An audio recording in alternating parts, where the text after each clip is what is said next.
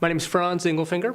I'm a restoration ecologist for the Massachusetts Division of Ecological Restoration. We're a division within the Department of Fish and Game, and we work on aquatic habitat restoration on a variety of habitats from freshwater to salt. The tidal restoration at Castlenet Creek was a fun project and an interesting one. Again, we were dealing with barriers to tidal flow, but unlike existing roads, we were looking at replacing culverts.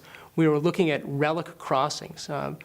Back in colonial days, the salt marshes were very productive for the communities that lived there, and they would use them for traveling across as well as for pasturing cattle. They'd harvest the salt marsh hay for bedding as well as fodder for their animals. And so throughout the Great Marsh, there were actually several miles of stone paths that were put down to facilitate that.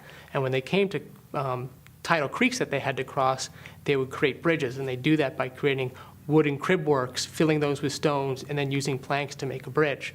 When they no longer needed them, they started to fall apart and would collapse and create basically a small dam or weir in the tidal creek. And so these gravel obstructions actually restrict tides, but in a way you may not think. Whereas an undersized culvert becomes a constriction or a restriction to flow. These gravel dams or weirs act like a speed bump. And so the friction from the water going over it actually slows it down and backs it up.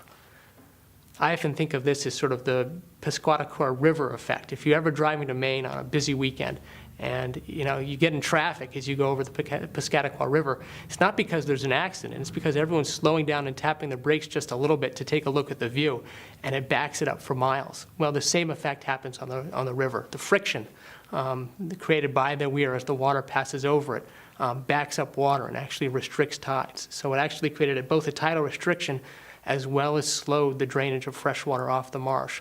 So in removing the restriction, we increased tidal exchange, but also facilitated the drainage of the marshes upstream.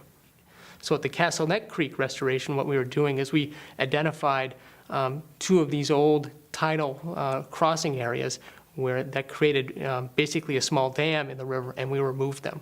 We worked with the Northeast District of Mosquito Control to help implement the project, and over the course of a week in January, we went in and actually pulled out the rubble, both downstream of downriver quite a ways, removed probably a 2-foot-high gravel crossing, and then also right at downriver ice cream, we removed it was actually the footprint of Old Essex Road before they put in Route 133. Again, thank you for listening. My name is Franz Ingelfinger, a restoration ecologist with the Massachusetts Division of Ecological Restoration. If you'd like to learn more about restoration within Massachusetts, please look at our website and Google the Division of Ecological Restoration.